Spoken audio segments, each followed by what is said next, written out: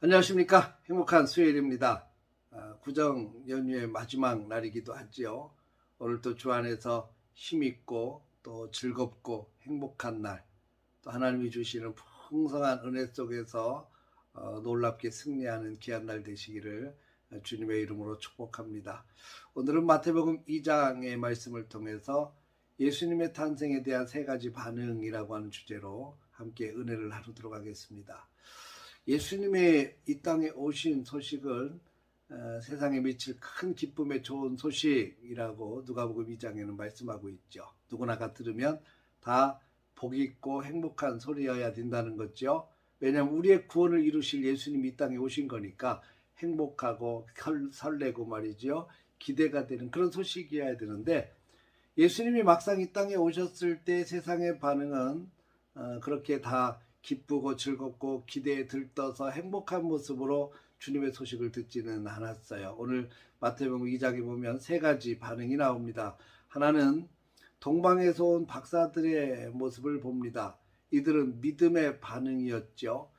별을 보고 유대인의 왕으로 나신 이를 깨닫게 돼요. 그리고 그 먼 거리를 별을 보면서 묵묵히 찾아 나섰습니다. 그리고 그냥 나선 것이 아니라 유대인의 왕을 만나게 되면 드리려고 황금, 유향, 모략 세 가지 예물을 준비해서 떠났습니다. 이 얘기는 예수님이 이 땅에 오신 것을 확실하게 믿었다는 얘기죠. 여러분, 우리는 깨달은 말씀을 믿는 자가 되시기를 주의 이름으로 축복합니다. 믿어야 능력이 되고 믿어야 은혜가 되는 거죠. 이런 얘기 들어보셨을 겁니다. 하도 가뭄이 심해서 어느 교회에서 비가 오기를 간절히 염원하는 기도회를 열었다 그럽니다.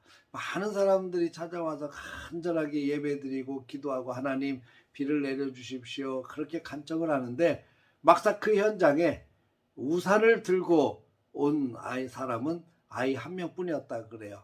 하나님께 비를 구하면 우산을 준비할 수 있는 믿음도 필요한데 우리는 그렇게 못하고 그저 막연하게 간구할 때가 있는 거죠. 이 동방박사들의 모습은 그렇게 막연한 것이 아니라 별을 보고 유대인의 왕으로 나신 이를 깨달았고, 그리고 그분을 경배하기 위해서 그 먼 거리를 마다 않고 여행을 시작을 했고 예물까지 준비해서 떠났던 이들의 믿음이 굉장히 참 대단한 믿음이다라는 생각이 듭니다. 또 한 가지 반응은 헤롯 왕의 반응입니다. 이 박사들이 와서 헤롯 왕을 제일 먼저 찾아갔죠. 나라를 다스리는 왕을 찾아가서 묻습니다. 유대인의 왕으로 나시니까 어디서 태어났습니까? 물었습니다. 이 소식을 듣고 발칵 뒤집혔다 그랬어요. 온 동네가 다 소동했다 그랬습니다. 깜짝 놀랐다는 얘기죠. 왜 유대인의 왕으로 태어나시니까 깜짝 놀랐을까요? 태어나신 소식을 들었을 때 왜 놀랐을까요?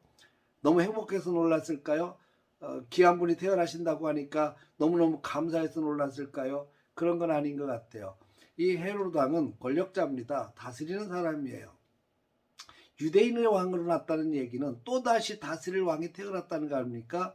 한 나라에서 왕이 둘이 될 수 없잖아요. 그러니까 지금 기존에 통치하고 있는 자로서는 불안한 마음이 확 들어왔겠죠. 두렵고 떨리는 마음이 들어왔을 겁니다. 이때부터 고민이 시작이 되는 거죠. 도대체 누가, 왜, 어디서 태어나서 나를 이렇게 불안하게 하는가, 이런 아마 고민을 좀 했을 것 같습니다.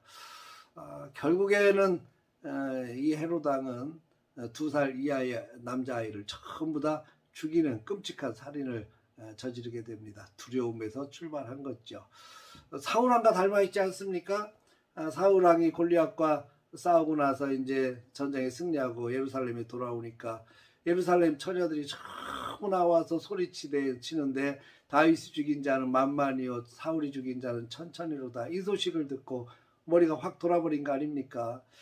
그래서 그때부터 고민이 시작된 거 아닙니까? 저렇게 인기가 좋은 다윗이, 저렇게 명예를 얻은 다윗이 이제 얻을 자리는 내 자리밖에 더 있겠는가?